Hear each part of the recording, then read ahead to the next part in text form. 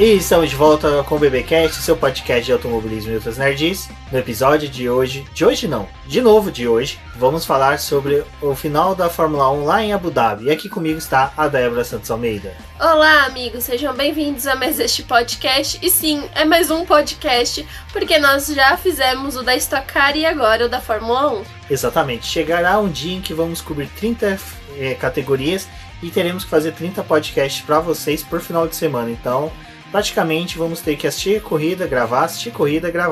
Bom, enquanto que nós chegamos lá, lembre-se de acompanhar a gente pelo canal do YouTube com as lives de terça e quinta-feira às 19h30 e também de nos apoiar lá no Apoia-se, no financiamento coletivo e contínuo eu ia falar do Palmeiras, na verdade do Boletim do Paddock. Palmeiras não tá precisando dessa ajuda não, mas se quiserem ajudar no BP, a gente vai ficar muito feliz. Então vocês também podem conferir essa campanha, como o Rubens falou, e acompanhem lá, dá o seu like, se inscreve no nosso canal do YouTube, que já passou dos 1000 inscritos, mas nós gostaríamos de ter vocês por lá. Exatamente, porque não basta a gente ter 1000 inscritos se vocês também não comparecerem, não participarem com a gente lá, conversando conosco nas nossas lives. A gente até gosta bastante de fazer live, porque a gente tem a chance de conversar com todos vocês, papear durante a nossa transmissão.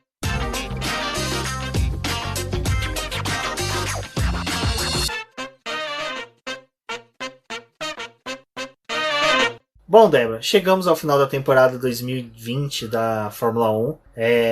Até ontem à noite, quando terminou a temporada em si, o pessoal ficou relembrando, né? Pô, lá em março a gente teve a temporada cancelada. Na verdade, não foi cancelada de uma vez, né? Ela foi cancelada aos poucos, até que chegou um momento que a Fórmula 1 decidiu cancelar de vez. Foi mais ou menos naquela época que a Itália estava num momento muito difícil. As equipes começaram a ajudar, a auxiliar os países em que elas estão residindo com a fabricação de respiradores, mas só que chegou um momento que a gente não acreditava, né, que ia ter uma Fórmula 1 em 2020. Realmente, Romins, teve um período ali do começo do ano, acho que a primeira corrida, né, que o pessoal já tava lá, já tinha todo mundo se mobilizado para ir para a Austrália e no final das contas os carros nem entraram na pista, porque ali já começou a aparecer os primeiros contatos, né, e contágios com o Covid, e aí aquela corrida foi cancelada e depois, como você falou, foi uma sucessão de provas canceladas, e aí chegou um momento que a gente realmente achava que não ia acontecer. E mesmo quando a Fórmula 1 começou a divulgar o calendário, né, primeiro com 8 etapas e depois foi adicionando as outras corridas, parecia que no máximo eles conseguiriam fazer 10 provas nesse ano, né, não conseguiriam avançar muito. E depois eles foram, né, se manejando, fazendo as adaptações necessárias para poder realizar a temporada, e no final das contas a gente teve 17 corridas, mesmo com um final assim um pouco mais turbulento, porque a segunda onda voltou a acontecer em alguns países em que a Fórmula 1 passou ou ia passar, mas a temporada terminou, né? Eu acho que, assim, só para poder complementar, a gente teve uma temporada muito boa e o GP de Abu Dhabi foi meio que um balde de água fria, né? 2020 não agiu ali em Abu Dhabi. Exatamente. 2020 não merecia uma final como foi, depois de todo o empenho, todo o trabalho que foi realizado para levar a Fórmula 1 adiante, né, durante a temporada 2020. Ela não merecia ter tido uma corrida tão apática, tão chata, realmente foi uma corrida chata. A gente não teve nenhum momento ali que realmente pudesse ter uma melhor. Parece que até o safety car veio no momento que não deveria, né? O safety car virtual, na verdade, veio no momento que não deveria, porque acabou alterando em zero o destino que a corrida tinha. Eu acho que esse safety car, assim, primeiro foi o virtual, depois eles colocaram o carro de segurança mesmo na pista, mas foi com 10 voltas da corrida, não tinha muito o que fazer, e depois analisando ali as paradas, né, que é aquela folhinha que a Pirelli acaba liberando de como foi realizadas as paradas, não teve, assim, nada tão extraordinário, porque é uma pista que não é abrasiva, então não consome tantos pneus, não tem tantas forças agindo, as curvas são meio... não Como desenvolve. São as curvas? Tá. Entendeu? É meio... E dessa forma, não tinha mesmo como fazer uma corrida mais interessante. Vários pilotos pararam ali na volta 10. A gente teve uma estratégia diferente que foi a utilizada pelo Ricardo, Vettel, o Leclerc, e que seria também adotada pelo Sérgio Pérez, mas ele acabou abandonando a prova, né? E esses pilotos, assim, tipo, o melhor mesmo que se saiu com essa estratégia foi o Ricardo, que ele conseguiu dar várias voltas com pneu duro até fazer a parada e passar para os médios, né? Que ele teve aquela disputa que nem foi tão disputa assim com a McLaren, porque ele ia perder a posição para a McLaren com aquela parada e aquilo ali também já ficou definido, mas foi bom pro Ricardo, né, que a classificação dele não tinha sido tão interessante assim. Mas, tipo, Vettel, Leclerc, que a gente viu que até tinha tido uma corrida um pouco melhor, o resultado deles não surtiu efeito nenhum com esse safety car. Não, e um que não sentiu efeito nenhum de nada que aconteceu na corrida foi o Verstappen. Porque o Verstappen, a dupla da Red Bull já havia liderado um treino livre, né, Débora? E eles vieram forte nesse final de semana, mas só que não foi porque tiveram uma senhora de uma evolução no final da temporada. Foi simplesmente um estrondo, uma tempestade perfeita a favor da Red Bull. Não, é que os motores Mercedes, a gente via que vinha sofrendo falhas no final da temporada. O Toto Wolff até em entrevista ele falou que, olha, os carros atingiu defeitos numa quilometragem baixa que a gente não queria. Ou seja, era hipoteticamente, os carros começaram a apresentar falhas acima de 1.000 km, estava com 800 km já estava começando a apresentar essas falhas que era de 1.000. Então estava sendo muito antecipada essas quebras. E isso fez com que os dois carros da Mercedes andassem com meio que um freio de mão puxado. Então não foi um reflexo de que o Bottas é ruim, o Hamilton estava mal por causa da doença e o Verstappen se sobressaiu sobre eles porque ele é foda pra caramba. Não, ele é foda pra caramba, mas os carros da Mercedes estavam, assim, frangalhos já. É que teve uma disparidade, né, entre os dois carros, assim, tipo, o Verstappen terminou a corrida com mais de 15 segundos de vantagem pro Bottas. Numa condição normal, provavelmente isso não aconteceria. Se fosse o Hamilton, era 15 segundos também, né, ou mais. Mas, né...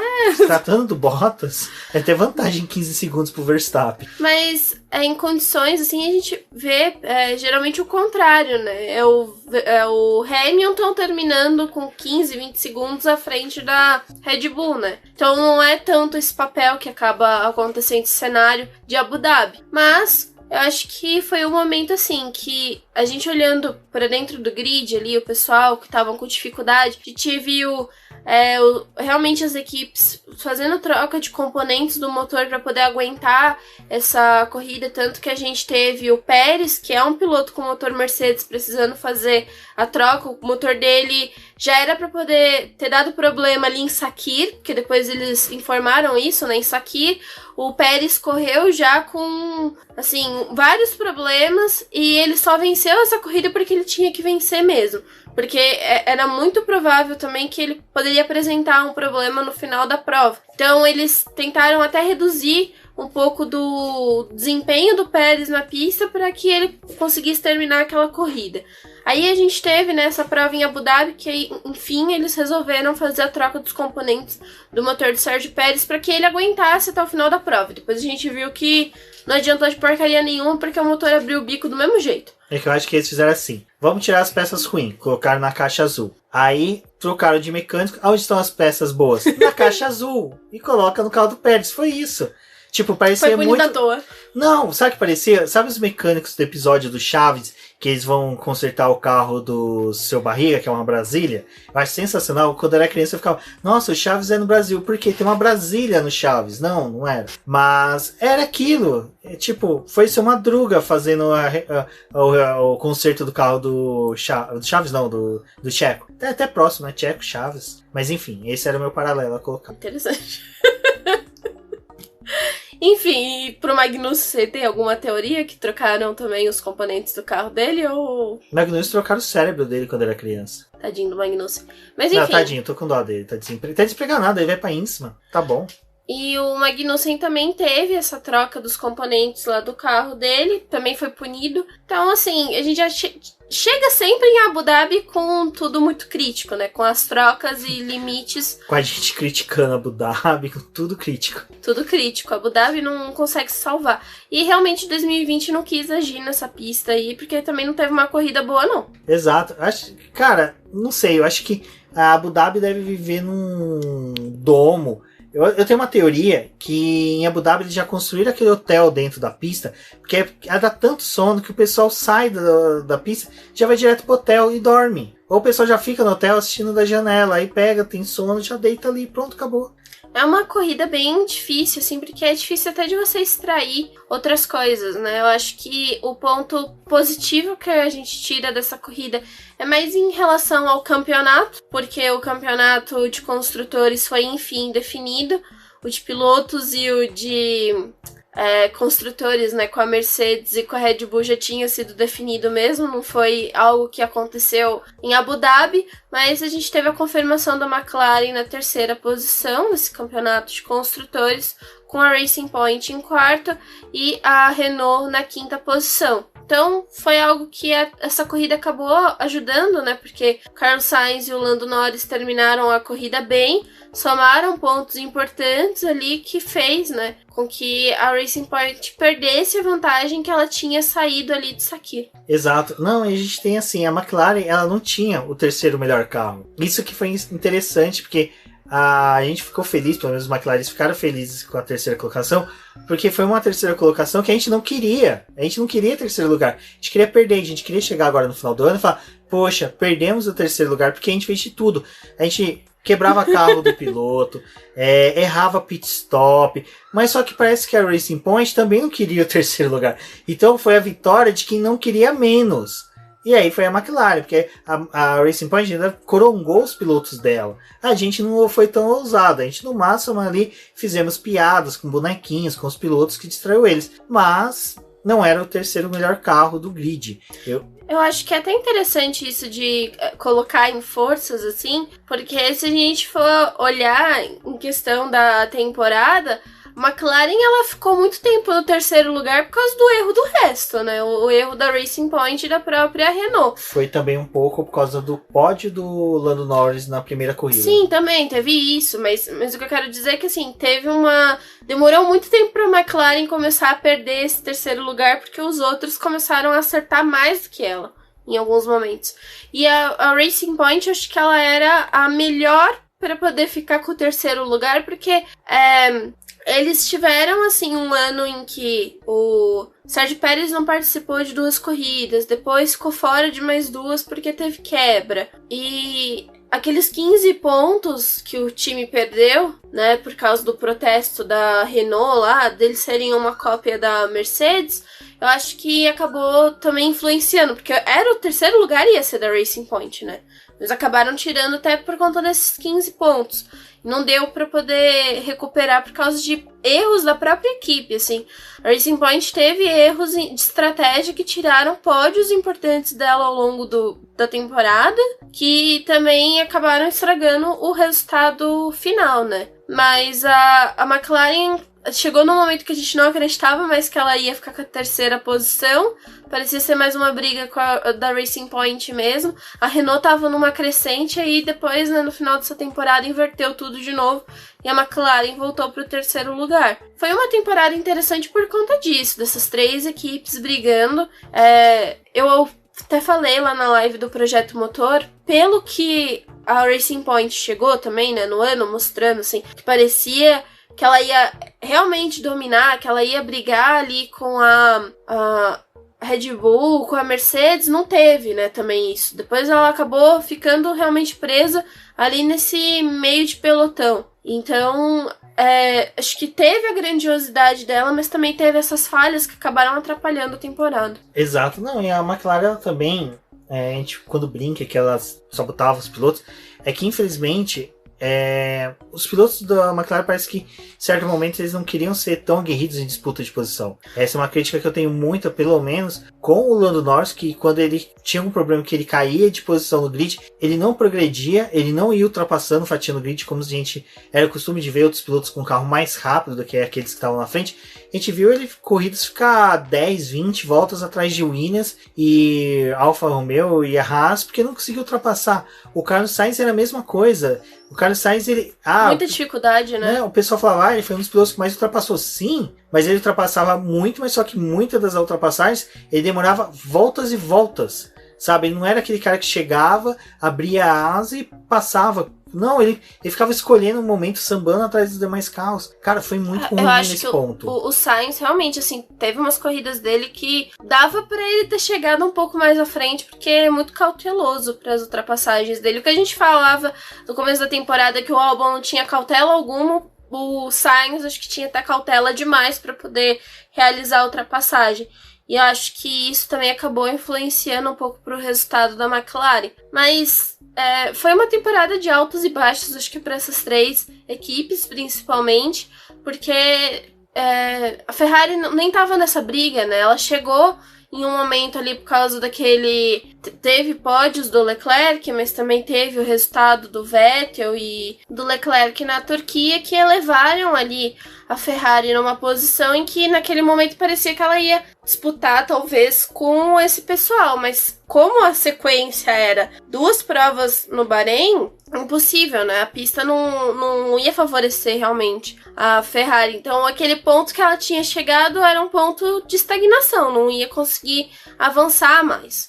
E realmente ficou a disputa ali entre esses três, depois uma corrida ali já mudou, a Renault ficou um pouco mais para trás, aí definição mesmo entre McLaren e Racing Point, e no final das contas deu McLaren, mas é aquela coisa, né, está todo mundo tentando lutar por uma posição melhor por questão de dinheiro, mas também é bom terminar uma posição abaixo para poder ter mais tempo no túnel de vento para o desenvolvimento do carro, né? Então assim, apesar do pessoal que ficou mais atrás na tabela, ainda vai ter a vantagem por causa de horas para poder desenvolver o próximo carro. Bom, nessa questão, né, pelo menos a McLaren conseguindo o P3, eu acho que é um pouco mais de confiança que gera para o ano de 2021. A gente tem 2 mudanças muito boas para a temporada 2021 da McLaren, que é a chegada do Daniel Ricciardo e dos motores Mercedes, mas isso vai ser tratado em outro episódio aí, eu acredito que você já tem em live para a gente poder conversar com o público do que eles acham disso. Mas um dos fatores que estão para mudar na McLaren e que foi destaque nessa temporada, principalmente na corrida, foi o Daniel Ricciardo, porque ele conseguiu fazer com que o carro da Renault andasse bem, ao contrário do que foi, né, seu companheiro Ocon, que parece que teve uma praga.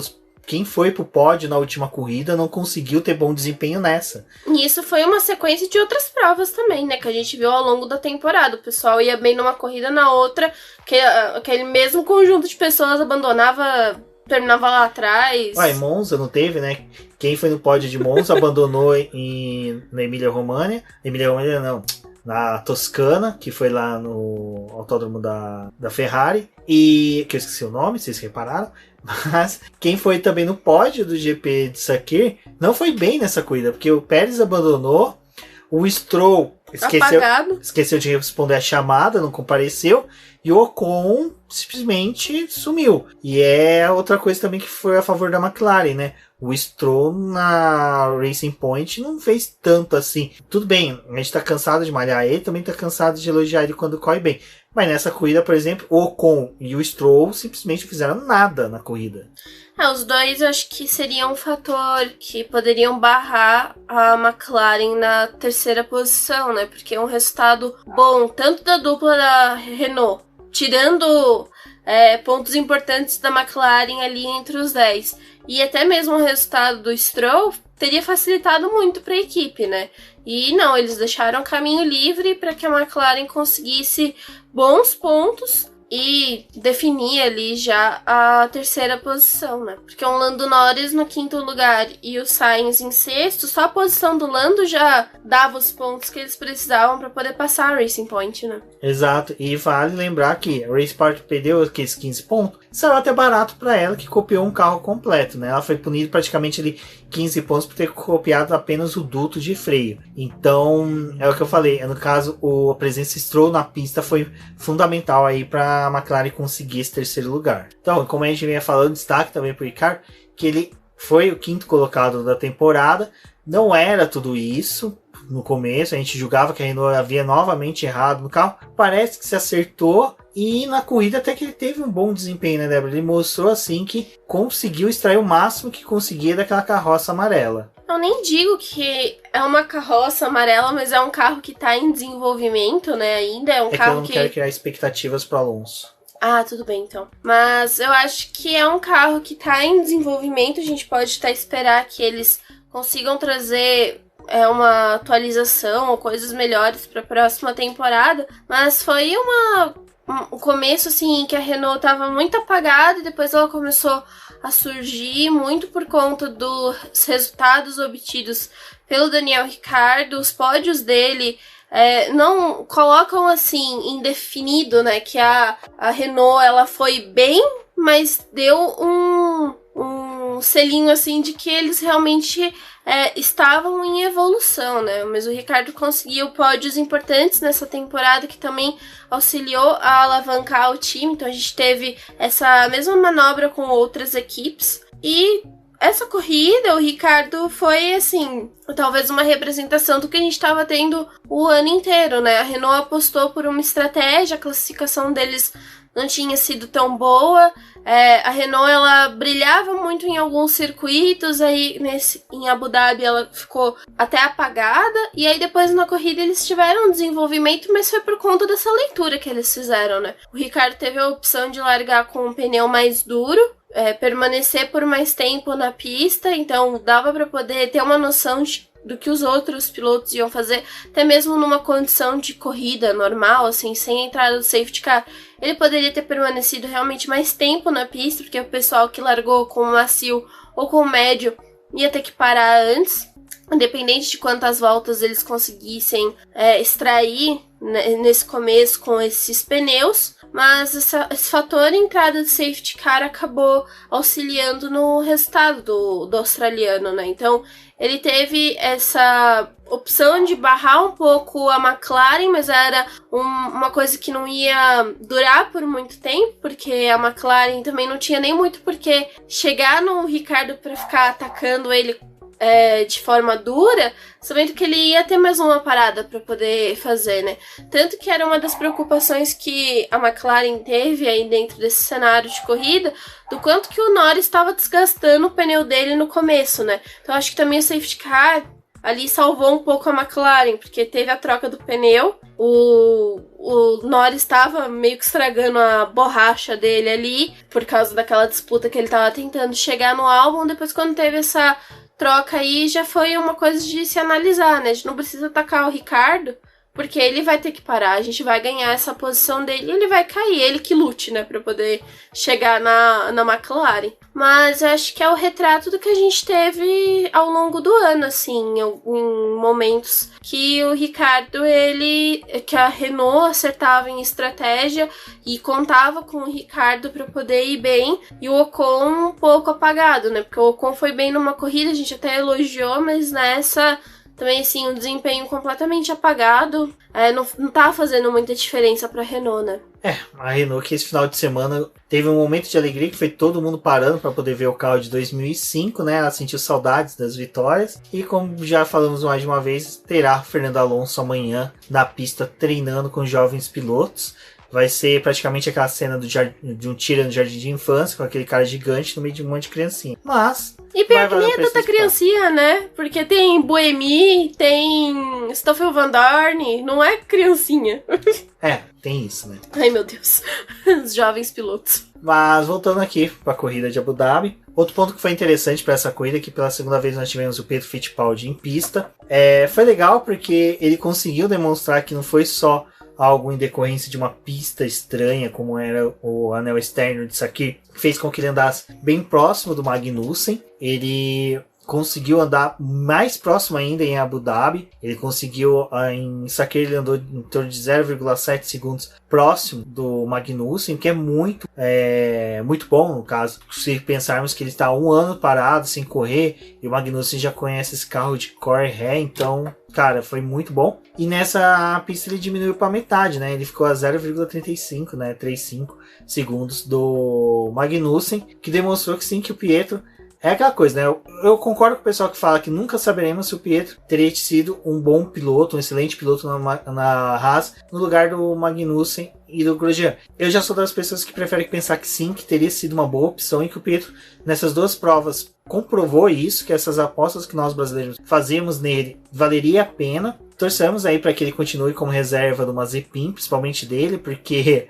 tudo indica que pelo menos o Mazepin vai fazer umas 3 ou 4 burradas aí por noite para poder perder a superlicença ou tomar tomar uma suspensão, né? Os anjos dizem amém sobre isso, mas da passagem do Pietro foi muito bom. Ele fez no site da Fórmula 1, até o Del Valle mostrou ontem na live dele lá, que você consegue ver as voltas mais rápidas que cada piloto fez na corrida. O Pietro fez a 8ª volta mais rápida da corrida. Então, entre as voltas rápidas dos pilotos, a dele foi a 8ª volta. Ele ficou na frente de pessoal da Racing Point, do Stroll, do Pérez, O Pérez tudo bem, abandonou, mas mesmo assim ele fez volta mais rápida que ele. Que os carros da AlphaTauri, do Albon, que não é muito mérito, mas mesmo assim pro Pietro vamos colocar que sim. Então, foi uma corrida boa do Pietro. No final, teve aquela troca de posições ali que a equipe acabou fazendo entre o Magnussen e ele, né, Débora? Mas, assim, não sabemos até que ponto realmente aquilo foi necessário ou não. Ali o Magnussen teve mais uma troca de pneus e depois o Magnussen acho que não queria ficar na última posição, e aí a Haas falou, nós podemos parar o Pietro também, e pro Pietro ele poderia ter a oportunidade de chegar no Magnussen por causa da parada deles. Como ainda tinha um período de voltas ali, ele poderia tentar chegar perto do Magnussen e travar uma disputa com ele, né? E no carro do Pietro foi instalado o pneu macio, foi o único piloto. Dentre todos esses pilotos, apenas o Pietro utilizou o pneu macio nas últimas voltas. E a Haas também não estava assim no fim de semana tão bom, eles estavam mesmo andando no fim do grid, não estavam conseguindo desenvolver. Acho que o Magnussen teve uma boa largada, mas depois foi perdendo tudo o que conquistou. Então não era o fim de semana assim ideal para a Haas, mas a participação do Pietro foi bem interessante.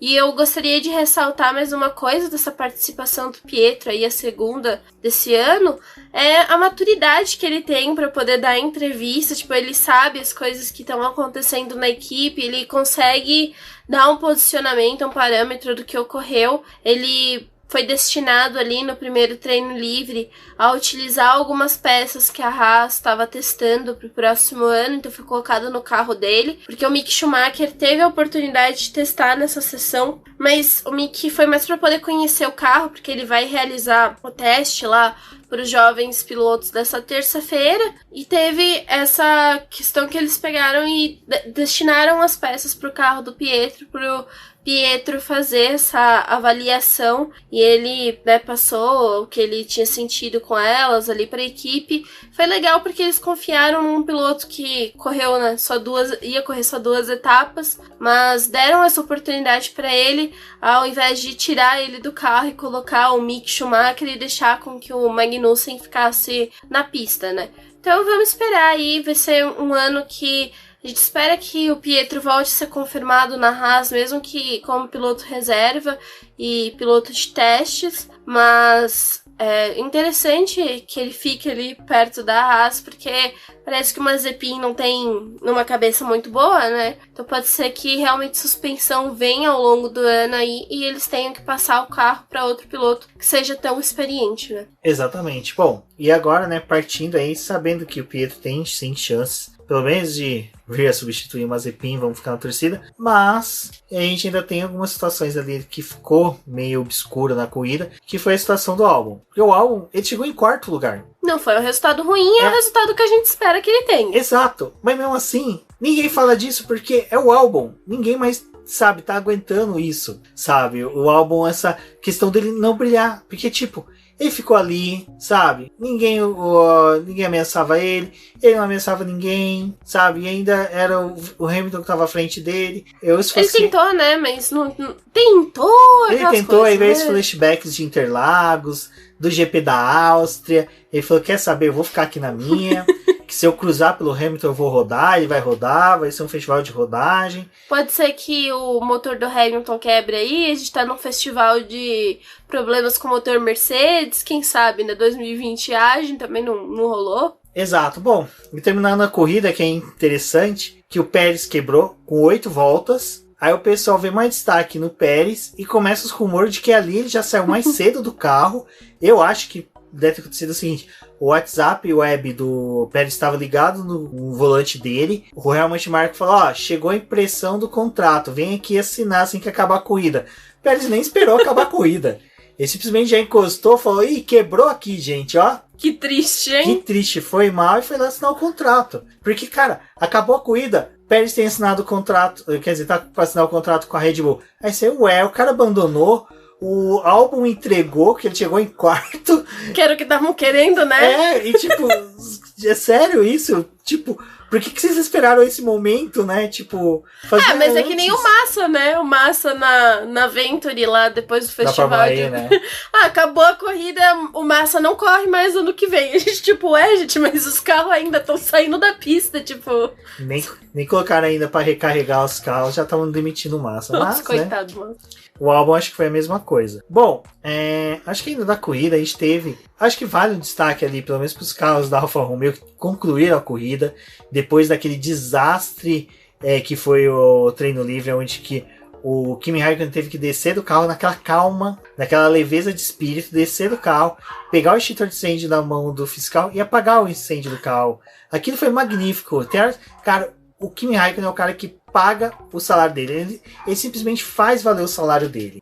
O Raikkonen é aquela coisa, né? A gente quer que ele saia da Fórmula 1 pra dar espaço pros novinhos correr, pra deixar ali o pessoal conseguir colocar alguém na vaga dele. Só que aí ele faz um negócio desse, você fica tipo, fica aí mais uns 50 anos. Deixa tua filha e seu filho chegar e vocês vão ter a equipe Raikkonen pra poder correr aí na Fórmula 1. Vai ficando, não me importo mais. Porque, cara, foi muito tranquilo, assim, o carro tá pegando fogo, aí tá aquela fumaça já, e aí ele desce do carro e olha pra um lado, olha pro outro. Me dá aqui o extintor que eu mesmo apago.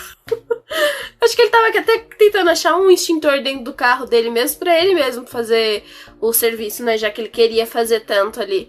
Mas foi legal, assim, ver isso, né, porque ele indicando também os lugares em que o pessoal podia jogar lá o líquido do extintor de incêndio pra poder apagar, e ele mesmo fazendo o trabalho. Depois ele pegou o carrinho de golfe e foi na maior pose, voltando pros boxes da equipe. Esse é o Raikkonen que a gente vê e que a gente quer. Exato. Bom, e ainda tivemos a despedida do Sebastian Vettel, que, diga-se de passagem, foi sensacional, porque ele despediu, recebeu o troféu da Champions League, a orelhuda. E simplesmente, cara, isso eu achei que representou muito o Brasil. Cara, o Sebastian Vettel, tem hora que ele representa realmente o público brasileiro. Porque ele é irônico, ele é sarcástico, ele brinca, ele zoa, ele alopra e tão fudido do jeito que ele tava durante o ano inteiro. Você viu que o cara fazia piada, foi parceiro do Leclerc, achei muito legal ele trocar o capacete com o Leclerc e dar aquela dedicatória falando que o Leclerc é um dos melhores pilotos que ele viu surgir na Fórmula 1. E depois no final ele distribuindo cerveja, cara. É muito da hora, o cara de macacão ainda, com a máscara, andando pelo paddock, assim, tá dentro da Arábia Saudita, velho, dentro dos Emirados Árabes. Cara, ele tá com uma caixa de cerveja, eu quero entender como é que ele entrou com aquela caixa de cerveja naquele país. Eu imagino que deve ter sido assim, o Vettel chegou na alfândega e os caras, o que tem dentro com esse barulho de garrafa? Ele, calma, gente. Só nitrogênio que eu tô trazendo pra uns pessoal aqui fazer umas bombas, uns carros bombas. Aí o pessoal, tá. Se fosse cerveja, a gente ia barrar, mas já que é nitroglicerina pura, você pode seguir, Sr. Vettel. Vai lá, se possível, faz umas marés aí com esse nitrogênio aí, essa nitroglicerina aí, porque já resolve meio mundo. Porque, cara, ele entrar com uma caixa de cerveja de Heineken lacradinha, geladinha.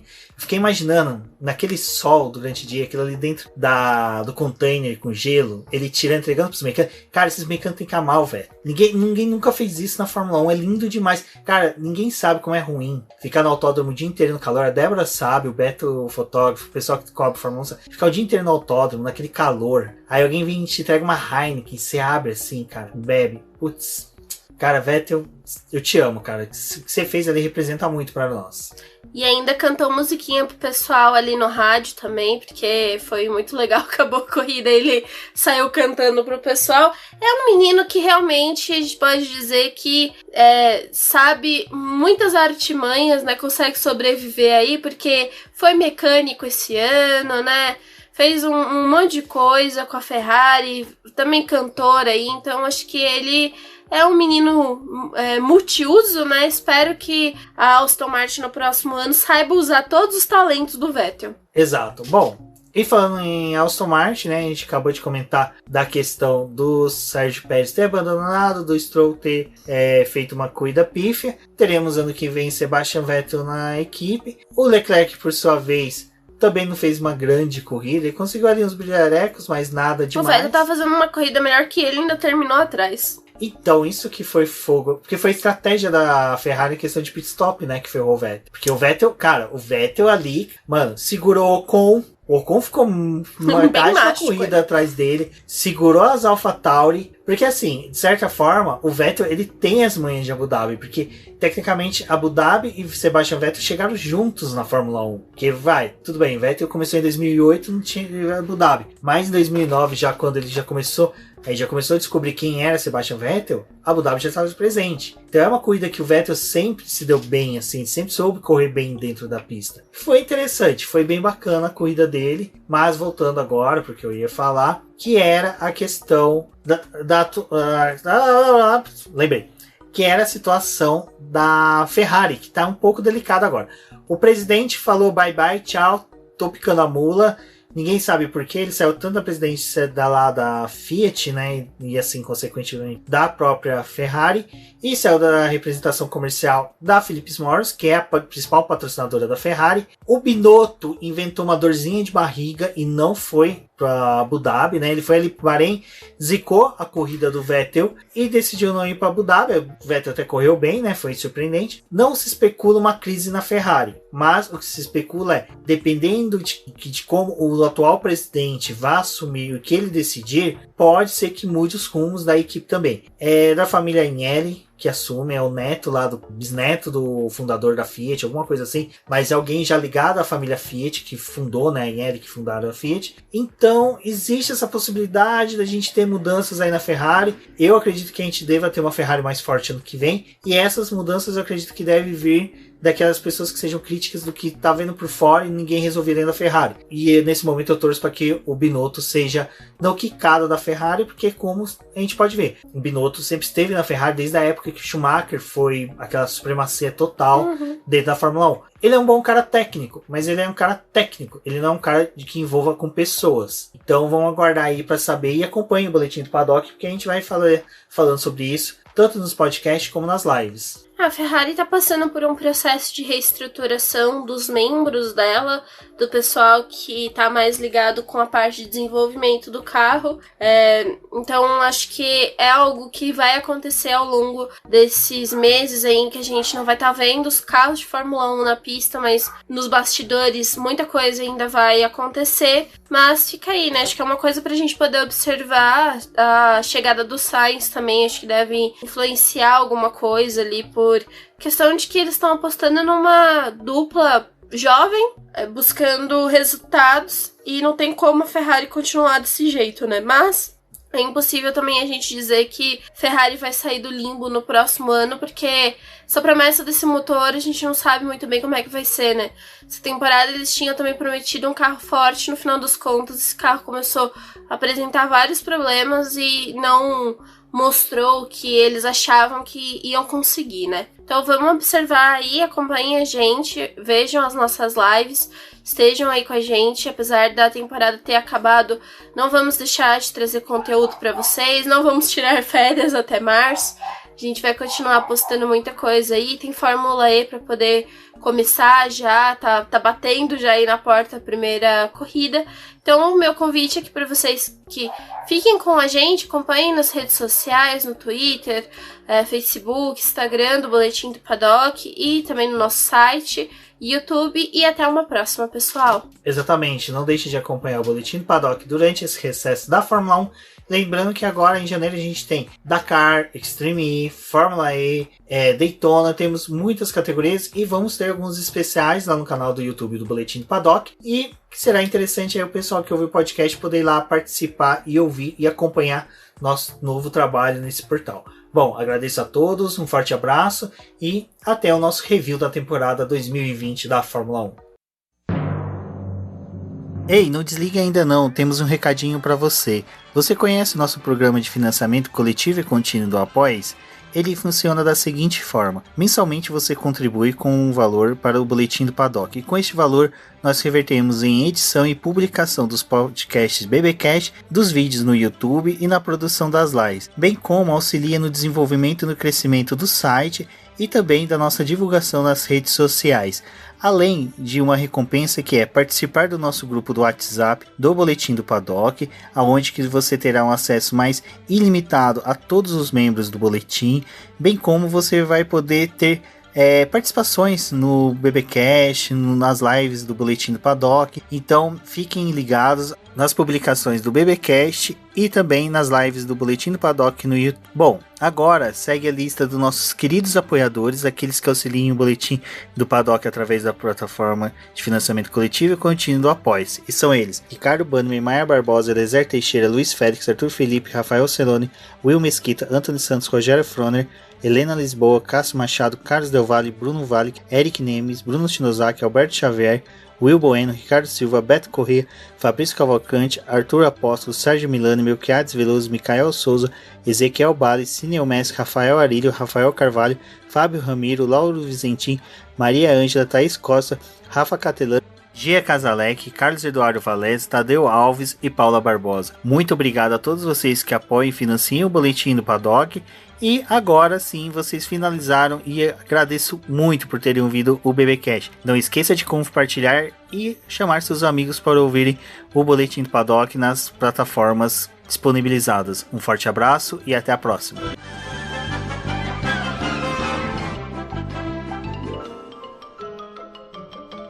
Isso é tudo, pessoal.